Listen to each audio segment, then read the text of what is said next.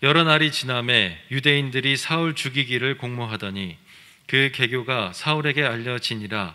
그들이 그를 죽이려고 밤낮으로 성문까지 지키거늘 그의 제자들이 밤에 사울을 광주리에 담아 성벽에서 달아내리니라. 사울이 예루살렘에 가서 제자들을 사귀고자 하나 다 두려워하여 그가 제자됨을 믿지 아니하니 바나바가 데리고 사도들에게 가서 그가 길에서 어떻게 주를 보았는지와 주께서 그에게 말씀하신 일과 다메섹에서 그가 어떻게 예수의 이름으로 담대히 말하였는지를 전하니라. 사울이 제자들과 함께 있어 예루살렘에 출입하며 또 주 예수의 이름으로 담대히 말하고 헬라파 유대인들과 함께 말하며 변론하니 그 사람들이 죽이려고 힘쓰거늘. 함께 읽겠습니다. 형제들이 알고 가이사랴로 데리고 내려가서 다소로 보내니라. 아멘. 자, 오늘 시간에는 의미 있게 만드시는 행복, 의미 있게 만드시는 행복, 이런 주제로 말씀 나누겠습니다. 자, 오늘도 역시 보이는 것처럼 우리 성경이 주는 분명한 복음을 우리가 확신하고 그 확신을 따라 순종하는 자들에게 주시는 또 하나의 행복, 또 하나의 행복이 바로 오늘 이 의미 있게 만들어주시는 행복이다. 저는 그렇게 의심치 않아서 이 말씀을 여러분과 나누겠습니다. 우리 한번 따라해 보시기 바랍니다. 하나님은 내 삶의 모든 것을 의미 있게 만드십니다. 한 번 더, 하나님은 내 삶의 모든 경험을 의미 있게 만드십니다. 어떻게 동의가 되십니까? 네.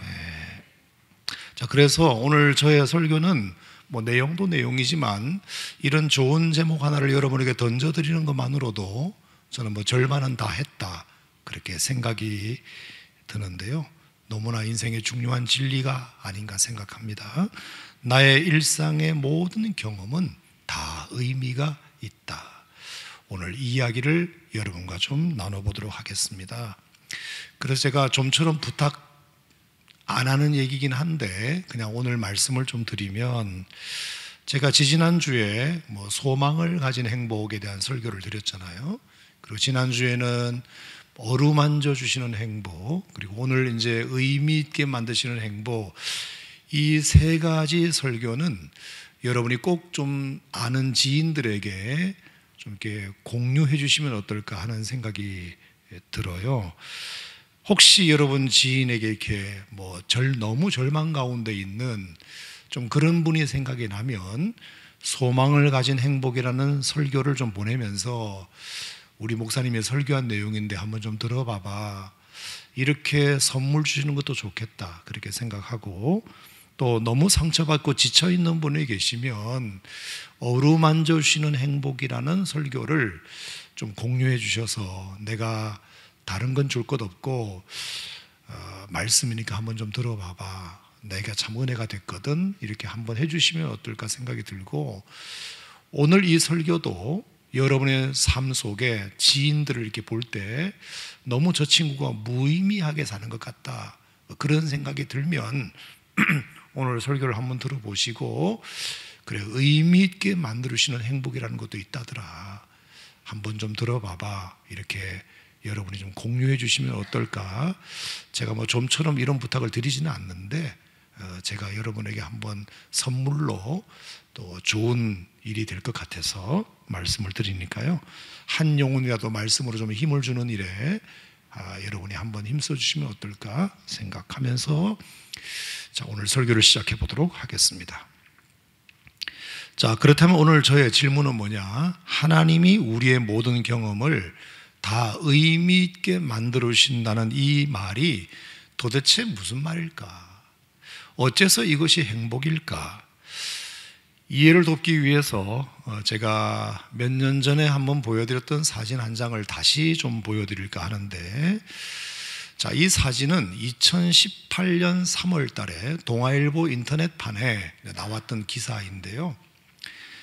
중국의 산동성에 가면 칭다오라는 도시가 있잖아요. 청도라고 알려진 그 도시에 가면은 이제 오사광장이라는 곳이 있는데 거기에 가면 저런 우리나라 3.1운동 기념탑 같은 기념탑이 있습니다. 자, 저기서 2000년 7월 달에였어요. 어느 날 예라는 성을 가지고 있는 남학생이 거기 놀러 가가지고 사진 한 장을 찍게 됩니다. 유명 관광지에 가면 누구나 찍을 수 있는 아주 평범한 사진이죠. 자, 그런데 왜 이 사진이 이제 얘기거리가 되느냐 하면 이 학생이 원래 그날 거기 갈 상황이 아니었는데 이 학생의 엄마가 이 칭다오에 단체 여행을 가겠다고 예약을 걸어놓고서는 그만 여행을 며칠 앞두고 맹장 수술을 받으시는 바람에 엄마가 못 가게 된 겁니다. 그러니 어떻게 하겠습니까? 이미 예약도 해놨고 돈도 내놨고 낸 돈 돌려줄 것 같지도 않고, 그러니까 엄마가 아들한테 말하기를, 아들아, 네가 엄마 대신 다녀오면 안 되겠니? 낸 돈이 아깝잖아. 그래서 이 친구가 엄마 대신 가가지고 사진 한 장을 찍은 거예요. 자, 그건 뭐 그렇고, 그게 이제 2000년 7월이었는데 정확하게 11년 뒤에 2011년도에 이제 이 학생이 청년이 돼가지고 한 아리따운 여인을 만나서 결혼을 하게 되고 두 쌍둥이 딸을 낳아서 행복하게 이렇게 살게 됩니다. 그 여인의 이름은 쉐라는 성을 가진 여인이었는데요. 그래서 이제 쌍둥이 딸을 낳고 재미있게 살면서 또 7년이 흘러요. 그래서 2018년이 된 거죠. 3월 때 어느 날 이 예모 씨가 자기 처갓집에 놀러 가게 되는데 장모님 해주시는 밥도 맛있게 먹고 이제 하룻밤 지내다가 오려고 하는데 이 남자가 무슨 생각을 갑자기 했느냐 하면 자기 쌍둥이 예쁜 딸이 어릴 때 누굴 닮았을까? 날 닮았을까? 우리 부인을 닮았을까? 궁금해가지고 여보, 당신 집에 왔으니까 혹시 당신 어릴 때 사진첩 있으면 좀 보여줄래? 그렇게 된 거예요. 그래서 봐 하고 이제 보는데 거기서 정말 소스라치게 놀랄 만한 사진 하나를 본 거예요. 이제 그 다음 사진인데 다름 아니라 지금의 자기 아내도 학생 때 이 오사 광장에 놀러가 찍은 사진이 그 안에 떡하니 들어있는 겁니다. 뭐 그럴 수 있다고 칩시다. 유명한 관광지니까 누구든지 갈 수 있으니까요. 그런데 그게 문제가 아니라 그 아내가 찍은 사진 속에, 자 여러분 저쪽에 보면 동그라미 보이죠? 저 뒤에 동그라미로 해놓은 저기 웬 남자가 이렇게 서 있잖아요. 그 남자를 딱 보는데 너무 익숙한 사람이라는 거예요. 누구다? 자기다, 자기. 18년 전에 엄마를 대신해서 혼자 여행을 가서 찍은 그 사진이, 자기도 자기 집에 갖고 있는 그 사진이 세상에 지금 자기의 아내의 사진 속에 떡하니 들어있을 줄이야 꿈에라도 상상을 했겠습니까? 그래서 얼른 아내에게 물어요. 자기야, 자기도 여기 오사광장에 놀러 갔었나? 갔었지. 언제 갔는데? 아마 2000년 7월 달일까 그럴걸? 그래? 그럼 맞네. 세상에 이런 일이. 자기야 와봐봐. 여기 이 사진 속에 이 노란색 동그라미에 있는 얘가 누군지 아나? 이렇게 된 거죠. 바로 나잖아, 나. 그래서 당장 이 남자는 자기 집에 돌아가가지고 자기 사진도 꺼내가지고 두 사진을 딱 비교해 보는데 정확하게 딱 일치를 하더라. 더 놀라운 것은 알고 보니까 자기 아내는 자기 엄마가 맹장수술을 받고 이제 회복이 되어가지고 건강을 회복한 기념으로 모녀지간에 놀러 간 거였고, 자기는 엄마가 맹장수술을 받는 바람에 대신 혼자 간 거였고, 맹장수술 받은 것도 한 집안이 똑같아, 양 집안이. 그러니 그때 이 두 사람은 서로를 그때만 해도 알았다 몰랐다? 몰랐죠. 앞으로 11년 뒤에 부부가 될 걸 알았다 몰랐다? 몰랐죠. 그러니 그때 이 사진에 웬 폼을 잡은 남자아이가 같이 찍혀가지고 예쁜 여학생 혼자 사진 찍는데 저 뒤에 웬 남학생이 같이 찍혀가지고 그때 당시 사진을 인화했을 때는 기분이 좋았다 안 좋았다? 안 좋았다. 에이, 사진 배려버렸네. 여러분도 어디 유명한 관광지에 가서 기념사진 찍는데 주변에 사람들이 있으면 사람들 없을 때 찍으려고 하잖아요.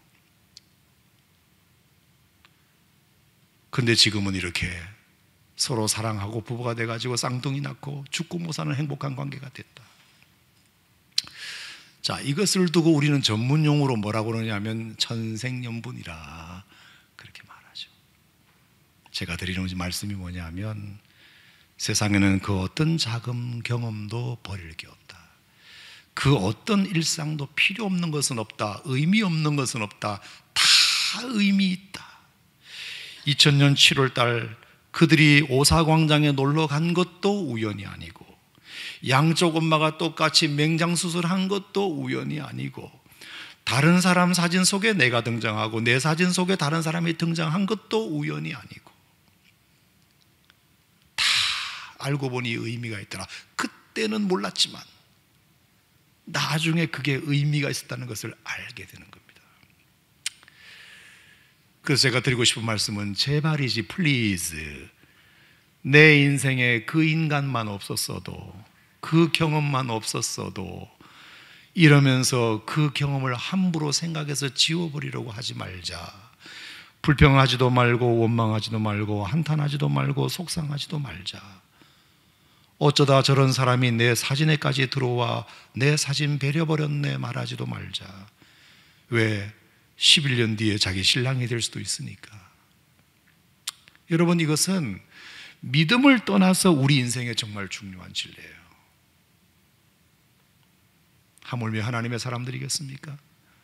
오늘도 여전히 믿음으로 살려고 부단히 애쓰는 여러분들이라면, 비록 지금은 너무 고단하고 너무 힘겨워서 도대체 하나님이 나한테 왜 이러시냐고, 왜 나한테 이런 궁지로, 왜 나를 이렇게 자꾸 코너로만 모시느냐고 지금은 말할 수 있지만, 결국은 그조차도 합력하여 하나님이 모든 것을 다 의미 있게 만들어 주실 날이 오리라 믿습니다. 오늘의 이 무의미한 경험도, 과거의 그 아픈 경험도 반드시 값지게 의미 있게 어느 순간 만들어 주실 날이 올 것이다. 지금은 알 수 없고 지금은 오리무중이지만 언젠가는 그래서 그때 그렇게 하신 거구나 할 때가 반드시 있을 테니까 끝까지 기다려보자. 한번 따라 합시다. 하나님이 지으신 모든 것이 선함에 감사함으로 받으면 뭐 할 것이 없다? 버릴 것이 없다. 하나님이 지으신 모든 것이 선함에 감사함으로 받으면 버릴 게 없다. 자, 그런 점에서 오늘 본문도 굉장히 의미 있는 본문인데요. 자, 여기도 보면 이해할 수 없는 사건 하나, 무의미해 보이는 사건 하나가 등장합니다. 그게 뭐냐? 바울의 13년 은둔 생활, 바울의 13년 히든 타임에 관한 내용입니다. 자, 13년이에요. 1년 3개월도 아니고 13년이나 하나님은 바울에게 아무것도 일을 시키지 않고 그냥 격리시켜 놓으십니다. 여러분, 코로나로 7일간 격리 한번 해보셨죠? 진짜 답답하고 힘들어요. 몸도 안 좋고 답답하고. 근데 끝나가는데 또 다른 가족이 걸리는 바람에 일주일이 또 격리가 연장됐네. 그러면 너무 힘들어요. 7일 14일도 격리되어 사는 건 힘들어요. 아무것도 안 하고. 근데 13년 동안 그 똑똑한 사람을, 그 열심히 특심인 사람을, 그 놀라운 변화를 경험한 사람을 아니 왜 13년 동안 아무 일도 시키지 않고 그냥 어디다가 두었을까? 여러분, 사울이 어디 보통 사람입니까? 대단한 사람입니다.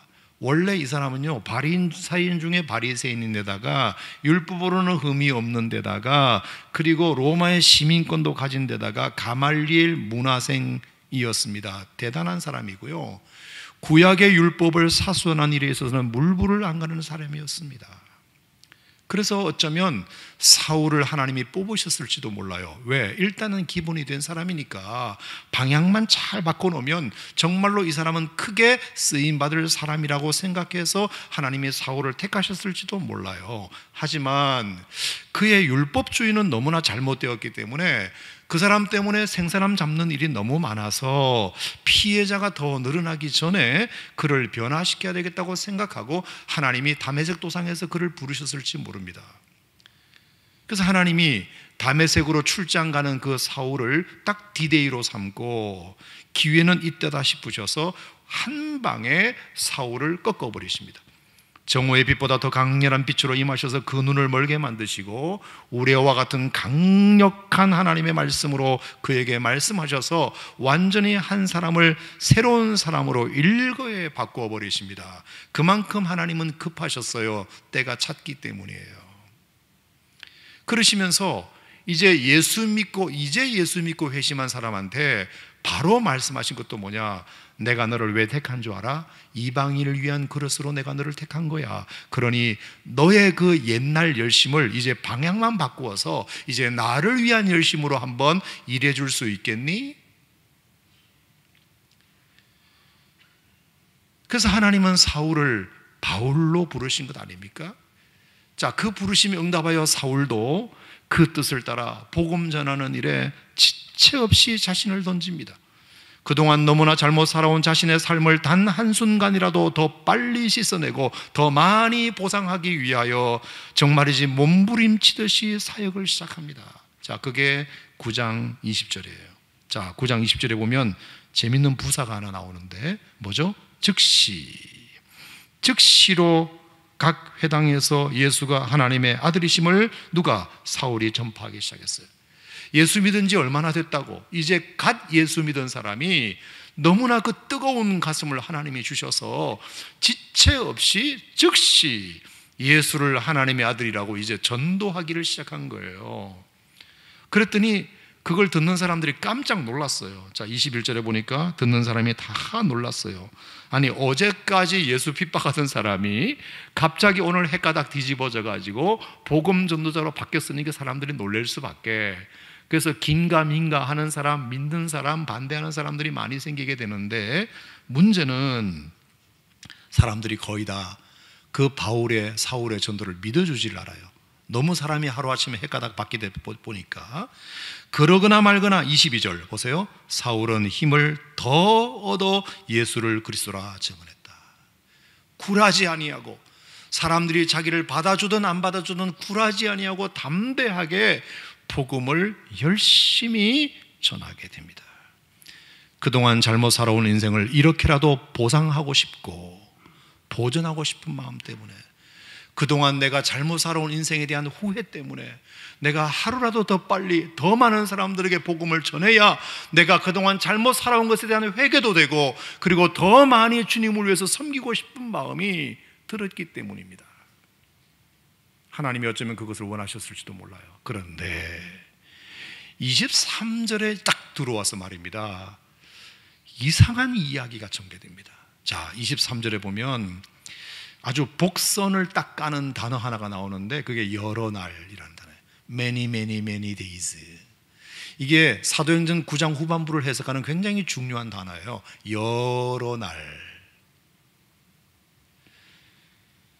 한마디로 말해서 하나님은 이상하게 그때부터 여러 날이 지나도록 바울로 하여금 길을 못 펴게 만듭니다. 부르시고 회심시키는 것은 그야말로 전광석화처럼 진행하시더니 글을 쓰시는 데는 얼마나 미루셨는지 모릅니다. 지체하셨는지 모릅니다. 보세요. 여러 날이 지나도록 여전히 사람들이 바울의 말을 믿어주지 않아요. 오히려 사울을 죽이고자 하는 사람들만 점점 더 늘어나요. 자, 이건 그럴 수 있다고 칩시다. 복음 전하는 게 너무 어렵고, 그리고 사울도 그만큼 잘못한 게 많으니까. 하지만 아무리 그래도 제가 너무하다 싶은 게 뭐냐, 그래서 열심히 다메섹에서 복음을 전하는데 하도 안 되니까, 목숨의 위협까지 받으니까 하는 수 없이, 자 25절에 그의 제자들이 밤에 사울을 광주리에 담아 성벽에서 달아내려요. 그의 지인들이 얘 이거 두었다가 아무래도 누구한테 맞아 죽을 것 같으니까 목숨이라도 일단은 보전을 하자, 사울아. 그래서 성에서 달아내려 가지고 일단은 피신을 시켜요. 자, 요때 간 데가 언제냐, 어디냐? 사도행전은 안 나오지만 갈라디아서에 나오는데요, 아라비아 광야예요. 근데 몇 년인 줄 알아요? 3년. 그래서 간 게 3년이에요. 아라비아 광야라는 곳에 3년을 가게 됩니다. 자, 그 3년 동안 아라비아 광야에서 사울이 뭘 했는지에 대해서는 성경이 이런 반구 언급한 것이 없어요. 그러니까 뭔가 아무것도 하지 않았다는 뜻이겠죠. 그게 첫 번째 이상한 일이고, 두 번째는, 자, 그런 다음에 다시 3년이 지난 다음에 예루살렘으로 올라옵니다. 자, 그게 26절이에요. 사울이 예루살렘에 가서 제자들을 다시 사귀고자 하는 거예요. 자, 그러니까 25절과 26절 사이는 벌써 몇 년이 흘렀다? 3년이 흐른 거예요. 3년이 지나고 나니까 이제 사람들도 다 나를 잊어버렸겠지. 나의 마음, 나에 대한 어떤 그 안갚음이나 이런 마음들이 다 없어졌겠지. 이제 가면 이제 전도가 잘 될 거야 라고 생각하고 다메섹도 아닌 예루살렘으로 왔어요. 그래서 또 복음을 전해. 그랬더니 어떻게 됐다? 다 두려워하여 그가 제자됨을 믿지 아니했다. 여전히 사울에 대한 안 좋은 생각들이 사람들이 꽉 들어차 있는 거예요.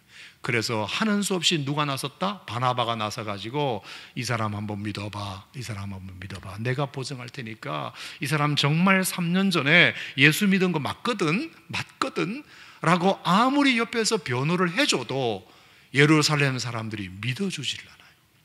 뿐만 아니라 믿어주지 않는 정도가 아니라 뭐라고 되어 있죠? 29절, 주 예수 이름으로 담대히 말하고 헬라파 유대인들과 함께 말하며 변론하니 그 사람들이 죽이려고 힘쓰거늘. 여전히 예루살렘에서도 사울을 못 죽여서 한다는 거예요. 생명의 위협이 예루살렘에서도 있는 거예요. 그러니까 결국은 또 어떻게 됐느냐? 30절 같이 봅시다. 시작. 형제들이 알고 가이사랴로 데리고 내려가서 다소로 보내니라. 또 다소로 가요. 처음에는 아라비아 광야로 가더니 이제는 또 다소로 가게 됩니다. 자, 아라비아 광야에서는 3년이고요. 다소에서는 몇 년이 있은 줄 알아요? 10년을 있어요. 10년. 무려. 그 똑똑한 사람이 그 아까운 세월을 13년 동안 아무 사역을 못하고 허송 세월만 보내게 됐다, 이 뜻입니다. 그렇게 하나님은 급하게 마치 당장이라도 일을 낼 것처럼 불러놓으실 때는 언제고, 세상에 13년 동안 또 묵히는 것은 또 뭔가? 얼마나 아까운 세월입니까? 얼마나 무의미한 세월이에요. 13년, 1분 1초가 아까운 이 시기에 13년 동안 세상에 하나님이 사울을 부른 건 뭐고 또 묵힌 건 또 뭔가? 아니, 그럴 것 같으면 박해하는 세력을 하나님이 제거해 주시든지 아니면 사람들을 감동시키든지 얼마든지 하실 수 있을 텐데 왜 감동도 안 시켜주시고 죽음의 위협을 받게 하셔서 3년 가 있는 것도 억울한데 10년 더 가 있게 만드신 것 도대체 뭔가? 더 기가 막힌 것은 바울이 나중에 13장부터 본격적인 사역을 이제 1차, 2차, 3차 전도 여행을 하는데요. 그 1, 2, 3차 전도 여행 기간이 13년 정도 돼요. 그러니까 바울이 13년 바싹 일하고 그리고 3차 전도여행 끝나고 나서 예루살렘에서 체포돼 가지고 로마로 압송되어서 10년 동안 종살이 하다가 순교한 게 바울의 생애가 끝이에요. 그러니까 13년 딱 일한 것밖에 없어요. 그런데 그러니까 여러분 보세요. 만약에 제가 하나님이란 말입니다. 앞에 있는 13년도 함께 일해서 26년을 일하게 했으면 얼마나 더 많은 교회를 개척하고 얼마나 많은 사람들을 더 전도하고 얼마나 많은 사람들에게 한 사람이라도 더 복음을 전했겠습니까? 근데 왜 하나님은 13년만 딱 일하게 하고 앞에 13년은 아무것도 안 시켰을까? 이게 경제 논리에도 맞지 않다. 그게 제 생각입니다. 왜 그러셨을까? 여러분 어떻게 생각하세요? 질문은 던졌으니까 대답 한번 해봐보세요. 대답. 하나님이 하시는 일은 알다가도 모를 일이 많은데 이 역시 그런 것 같아요. 그래서 이것이 오늘 저의 설교 주제가 됐는데 두 가지 묵상이 제가 설교를 준비하면서 깨달아졌어요. 첫 번째는 그럴 수 있겠다는 생각이 딱 뭐냐? 보세요. 만약에 13년 동안 사울로 하여금 하나님이 아무것도 못하게 하셨다고 해서 13년 뒤에 사울을 부르셨다면 어떻게 됐을까? 그러면 그동안 그만큼 많은 예수 믿는 사람들이 잡혀가고 순교당했겠구나. 무슨 얘기냐? 여러분, 사울이 보통 사람이 아니라고 그랬잖아요. 자기 안에 어떤 확신이 들면 절대로 양보 없이 그냥 밀어붙이는 사람이에요. 예를 들어서 스데반 집사님이 돌에 맞아 순교하실 때 그 비참한 모습을 보고서도 사울은 마땅히 여기는 사람이라고 했거든요. 그만큼 율법주의가 꽉 차가지고 아주 못된 사람으로 돌변했습니다. 그리고서 탄력받아서 교회를 아주 씨를 말려버릴 생각으로 닥치는 대로 예수쟁이들을 잡아가둔 사람이 사울입니다. 그것도 모자라가지고 사도행전 9장에서는 이제 다메섹 원정 밖에까지 출장 가서 다메섹에 있는 사람들까지 다 잡아가두려고 가던 길 아니었습니까? 그러니까 사울을 그냥 놔두면 놔둘수록 예수 믿는 사람들은 힘들어지고 핍박받고, 그나마 예수님 부활 후에 정말로 예수 믿는 사람들이 많아졌는데 정말로 바울 한 사람 때문에 정말 예수 믿는 사람들이 씨가 말라버렸을 수도 있어요. 그런데 하나님이 감사하게도 일찍이 그를 13년 전에 부르셔서 하나님께서 믿음의 사람들을 사울의 칼에 맞지 않도록 보호해 주셨다는 것, 아멘인가요? 아하, 그 의미가 있네. 오호, 의미가 있네. 그 생각이 들었어요. 아하, 그러면 그렇지, 하나님이 하시는 이유가 있지 생각이 들었어요. 하지만 그걸로 13년 동안 사울을 완전히 묵혀두린 것에 대한 충분한 이유가 못 돼요. 충분한 설명이 못 돼. 그건 그렇고, 왜 하나님은 부르실 때는 전광석화처럼 불러놓으시고 왜 13년 바짝 써먹지 않으시고 13년 동안 세상에 아무것도 안 하고 묵혀두셨을까? 뒤에 13년만 일하게 하셨을까? 그 두 번째가 제게는 참 교훈이 됐습니다. 그게 뭐냐 하면 앞으로의 13년을 위한 전반부 13년의 훈련 기간이다. 마치 하나님이 모세를 40년 쓰시려고 그 전에 40년을 미디안 광야에서 묵히신 것처럼 사울에게도 어쩌면 그만큼의 기간이 필요했을지 모른다. 저는 그래서 히든 타임은 미싱 타임이 아니다. 숨겨진 시간은 잃어버린 시간이 아니다. 절대로. 동의하십니까, 여러분?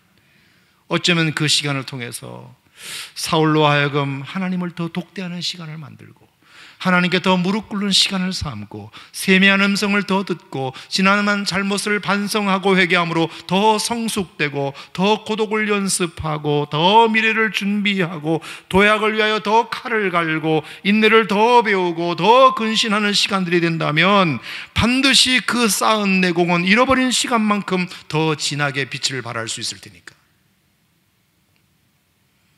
그렇지 않고 만약에 사울이 갓 예수 믿은 그 실력으로, 그 덜 익은 실력으로, 덜 익은 과일처럼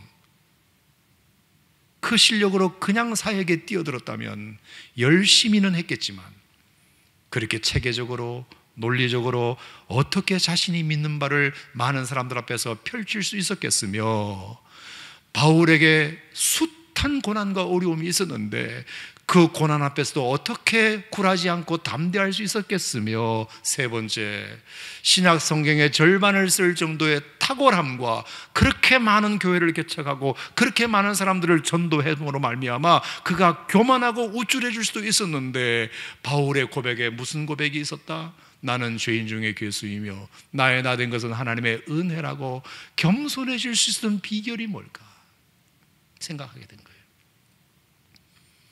그렇게 체계적으로 논리적으로 입만 열면 원고도 없이 술술술술 복음을 전할 수 있는 실력이 언제 갖추어졌을까?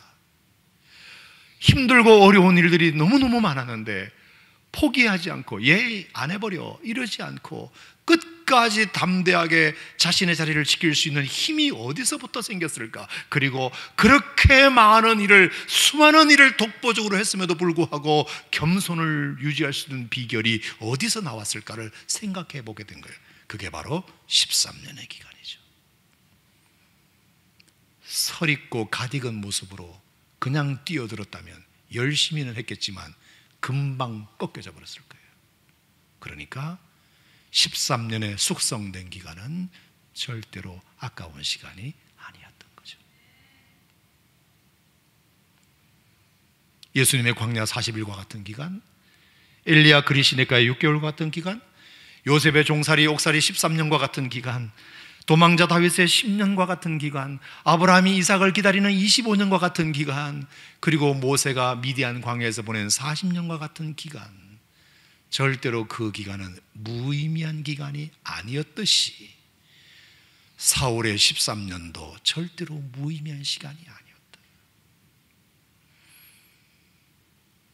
나중에 다시 사울이 등장했던 것이 이제 11장 25절에 가면 안디옥 교회 바나바가 다소에 가서 사울을 찾아서 그를 등용함으로 다시 역사의 무대에 올라오는데 10년이었는데, 여러분 보시면 그때 바울이 올라오자마자 준비가 너무 잘 되어 있으니까 바로 그냥 사역에 투입해도 전혀 문제가 없듯이 바나바와 바울이 얼마나 공동 목회를 잘했는지 몰라요. 여러분, 제가 드리고 싶은 말씀은 어떤 경우에도 내 삶은 의미가 있다. 한번 따라합시다. 내 삶은 어떤 경우에도 어떤 경험도 의미가 있다. 아멘입니까? 그러므로 가장 중요한 것은 오늘 내가 살아가는 삶의 의미를 발견하는 것, 의미가 있을 거라고 믿는 것, 이거보다 더 중요한 것은 없어요. 자, 빅터 프랭클이라는 사람이 그런 말을 했죠. 사람들은 누구나 저마다 어떤 의지를 가지고 사는데, 첫 번째 의지가 will to rich, 부자가 되고 싶은 의지, 돈 많이 벌고 싶은 의지. 그 다음에 will to power, 권력을 갖고 싶은 의지. 하지만 그것이 바로 인간의 불행의 원인이다. will to rich, will to power 다 마찬가지. 인간의 행복은 다른 의지를 가져야 주어진다. 그게 바로 will to meaning, 의미를 추구하고자 하는 의지, 의미를 추구하는 삶, 의미를 발견하는 삶. 오늘 내 삶이 아무리 힘겹고 어려워도 오늘 내 삶에는 의미가 있다라고 발견해내는 삶이, 그게 진짜 행복으로 나아가는 비결이다. 여러분, 이게 바로 그가 3년 동안 아우슈비츠 수용소에 생활을 하면서 터득한 진리 아닙니까? 그냥 막연하게 그래 다음 달에 되면 전쟁 끝나겠지, 그래 새해가 되면 전쟁 끝나겠지, 아무리 그렇게 희망을 가져본들 그 희망이 현실이 되기는커녕 오히려 그 희망이 하나씩 무너질 때마다 더 절망만 찾아오더라. 여러분, 이것을 우리가 희망 고문이라 말하잖아요. 덧없는 희망은 오히려 사람을 더 절망하게 만들어요. 그래서 빅터 프랭클이 어느 날 생각해봐요. 이렇게 막연한 희망에다가 나를 걸고 그것 때문에 더 절망만 할 게 아니라 뭐 다른 방법이 없을까 생각하다가 갑자기 무슨 생각을 했느냐면, 그래, 내가 명색이 정신과 의사인데, 오스트리아 정신과 의사잖아요. 내가 정신과 의사인데 정말 만약에 내가 이 수용소에서 나가게 되는 날이 온다면, 정말로 전쟁이 끝나서 석방되어서 다시 내가 환자들을 만날 수 있게 된다면, 오늘의 이 경험은 아픈 사람들, 마음이 힘든 사람들에게 오늘 나의 경험이 엄청 위로가 되고 엄청 교훈이 될 것 같다. 내가 정신과 의사니까 만에 하나 내가 이 아우슈비츠 수용소에서 석방되어 나갈 수만 있다면 다시 내가 환자들을 만나러 갈 텐데, 그 마음 아픈 사람들을 만날 때 아우슈비츠 수용소를 경험한 전과 후는 완전히 다른 멘토링을 하고 카운셀링을 하고 코칭을 할 테니까, 그러면 오늘 내가 아우슈비츠 수용소에서 경험하는 이 경험이 의미가 있겠네. 의미가 있겠네.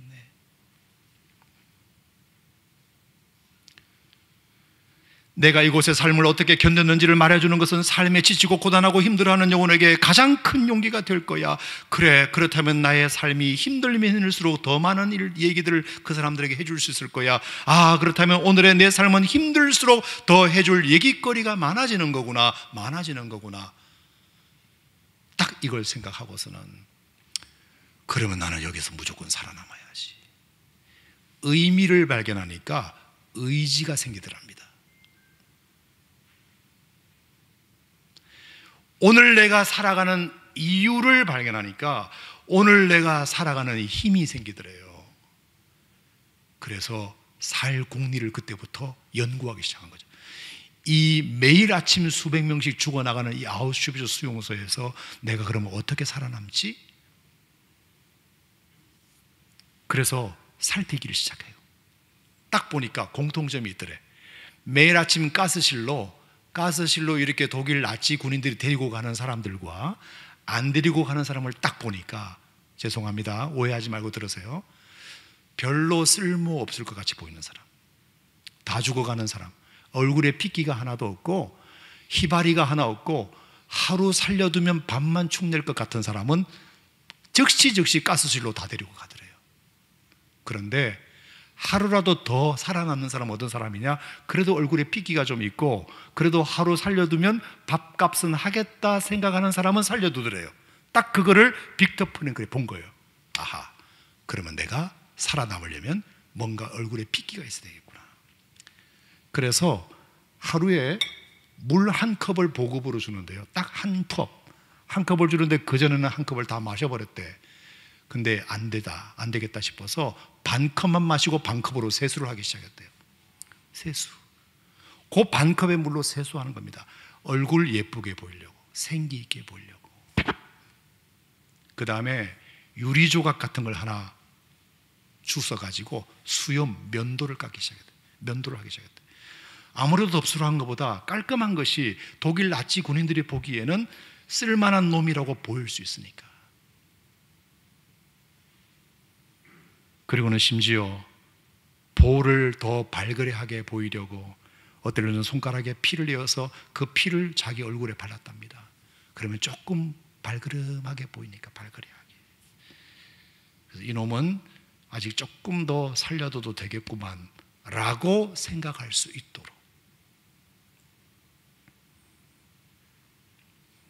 그러면서 작은 종이 하나를 구해가지고 깨알같이 그 하루하루의 경험을 적어나가기 시작합니다.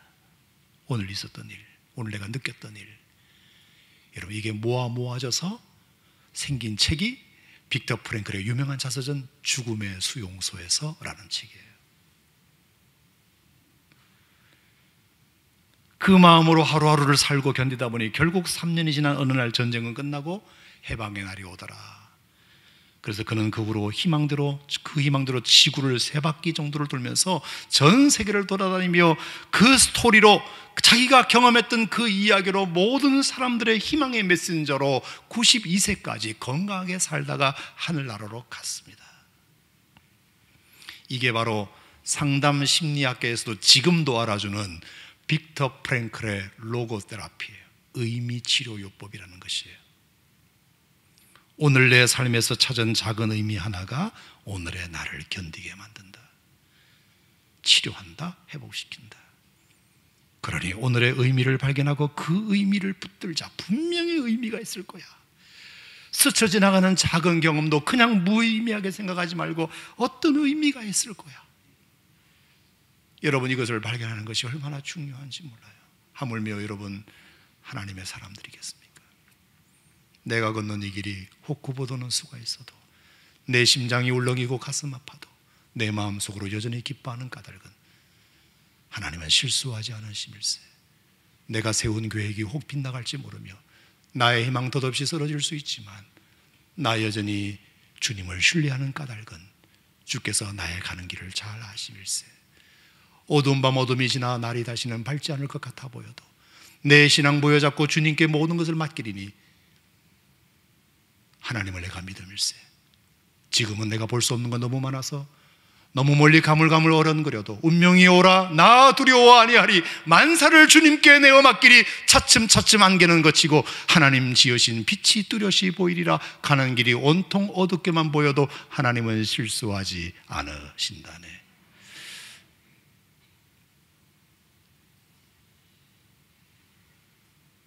절대로 내 인생의 모든 경험은 버릴 것도 없고 지울 것도 없다. 언젠가는 그것이 보게 될 날이 온다. 지금은 무의미해 보이고 지금은 이해되지 않고 지금은 오리무중이지만 그 또한 복이 될 것이라고 믿음으로 바라보면 결국은 이해가 되고 유의미한 일이 될 줄로 믿고 모든 것을 의미 있게 만드시는 그 하나님 바라보며 사는 것이 얼마나 큰 행복인가, 이것을 알고 오늘 여러분의 힘겨움을 견디고 이기는 여러분 되시기를 바랍니다. 코로나가 3년이에요. 빨리 지나가고 싶죠. 나도 그래요. 하루에 30만 명 확진자, 전 세계 1위. 의미 없을 것 같습니까? 이게 무가치한 경험일 것 같습니까? 이게 우리 믿음의 사람들은 그렇게 하면 안 됩니다. 지난 3년은 없는 셈 치자, 그러면 안 됩니다. 그 3년도 다 의미가 있을 거야. 그렇게 생각하고 믿음으로 걸어야 하나님이 내게 주신 단 하루의 분량의 삶도 의미가 있는 거지. 우리가 이 생각을 다 버려버리면 30년을 살아도 의미가 없어요. 100년을 살아도 의미가 없어요. 하루를 살아도 내가 정말 의미를 알고 그것을 통해서 내가 의지를 가지면 하나님께서 여러분의 삶을 통해서 단 하루의 경험도, 단 조그만 일상의 경험도 놓치지 않고 내 사진 속에 등장한 그 남자가 11년 뒤에 내 신랑이 될 줄로 믿습니다. 여러분, 어떻게 될지 몰라요. 어떻게 배려버렸다고 생각하지 말아요. 그걸 긍정적으로 생각하세요. 긍정적으로. 그러면 주님이 여러분들을 다 의미 있게 만드셔서, 그러니까 지금 결론 내리지 마시고 나중 결과를 볼 때까지 조금만 기다려 보자고요. 하나님이 어떻게 우리 삶을 인도하실지 모르니까. 동의하시면 아멘. 아멘.